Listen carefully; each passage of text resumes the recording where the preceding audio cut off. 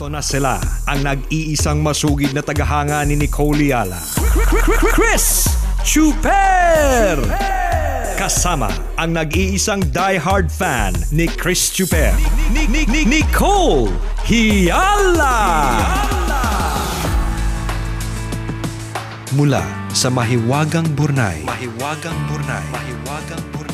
ang kwento.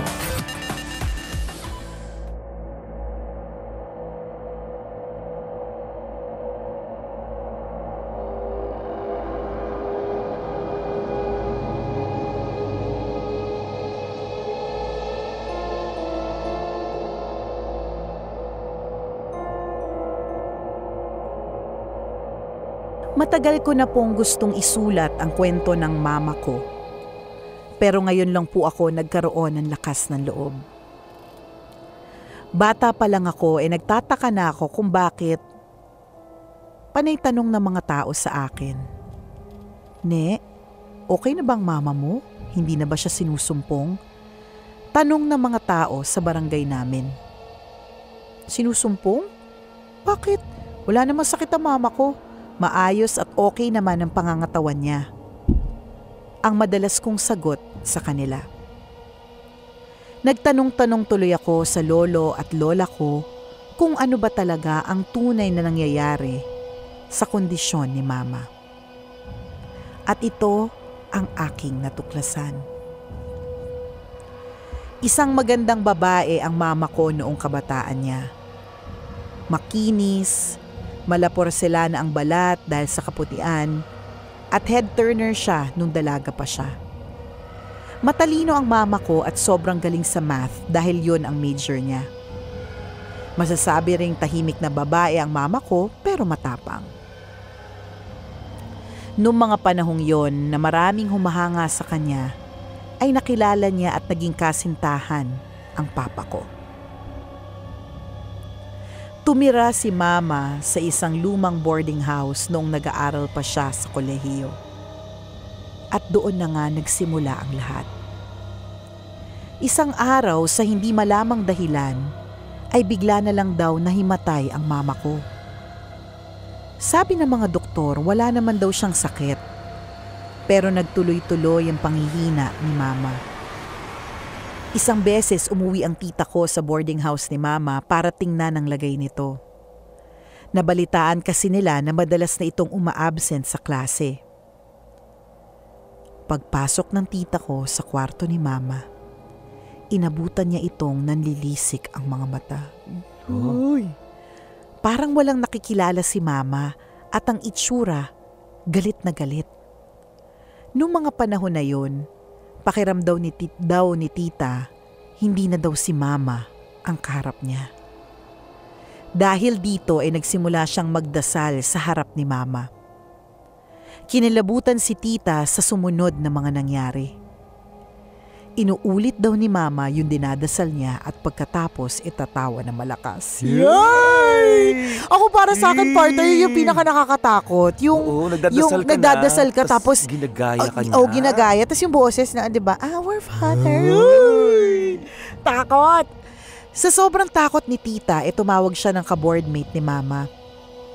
Sinubukan nilang buhatin si mama pero hindi nila makayanan ng kakaibang lakas nito. Naging paulit-ulit ang kakilakilabot na kondisyon ni mama hanggang sa magdesisyon na silang i-confine ito sa ospital. Sa ospital ay nagpatuloy pa rin ang mga kababalaghan. Habang binabantayan ng mga lola ko si mama, bigla na lang daw namatay ang ilaw sa 10 oras ng gabi. Takot sa ospital, dilim. Oo nga. Maya-maya, nagpakita ang isang malaking pusa sa may ulo na ni mama na kulay pula ang mga mata. Sa muling pagsindi ng ilaw, nakita na lang nila si mama na nakalutang sa ere ng mga isang dangkal. Yay! Totoo ba? Totoo ba to? Oh my God! So creepy! Tulog daw ang mama ko pero ang mas nakakakilabot ay may hawak-hawak daw itong mga tuyong dahon. Makalipas ang ilang minuto, nagising na si mama kasabay ng pagbagsak nito sa kama. Nagulat na lang siya dahil sa kanyang pagising, nakatali na ng lubid ang kanyang mga kamay at paa. Sa tuwing sasaniban si Mama, itinatali na nila ito sa hospital bed. Kapag napansin nila ang nagboboses sa lalaki na ito, alerto na silang lahat para sumaklolo. Pero sino nga ba ang nagpapahirap kay Mama? Sino ang boses lalaki na sumasanib sa kanya? Nang minsang makausap nila si Mama, ikinuwento nito na bago daw mangyari ang lahat, na naginip siya na siya ay nasa kakahuyan.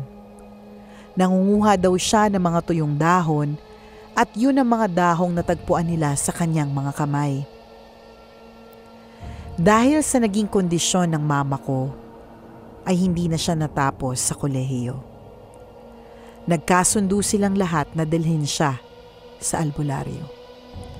Sa kasamaang palad, muntik pang mapagsamantalahan ng albularyo ang mama ko dahil sa sobrang ganda nito. Ilang beses nilang tiniis ang mga pagsumpong ng sanib kay Mama.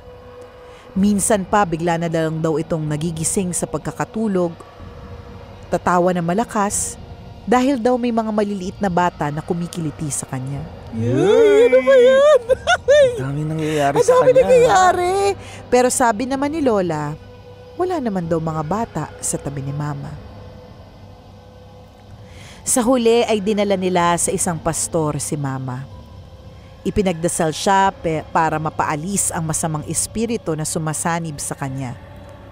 Ipinangako ng lolo ko na kapag napagaling ng Diyos ang mama ko, iaalay niya ang buong buhay niya sa paglilingkod sa simbahan.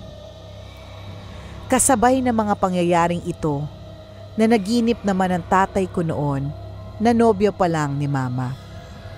Isang lalaki daw na sobrang puti ang nagpakita sa kanya at sinabing pakakasalan daw si Mama. Kapag ginawa daw niya ito ay hindi na muling gagambalain ng masamang espiritu ang mama ko.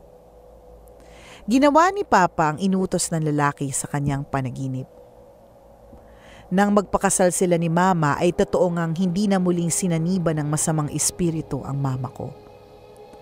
Ang lolo ko naman, hanggang ngayon ay nagdilingkod pa rin sa simbahan gaya ng ipinangako niya. Tunay ngang may mga bagay na hindi kayang ipaliwanag sa mundong ito. Pero ang mahalaga ay hindi kailanman nagpapabaya ang Diyos sa mga taong tumatawag sa Kanya. Ako po si Janine, isang tambalanista, at ito ang aming kwento. Yay. Sino yun? Sino ang mga bata? Always your number one. SM Radio Station.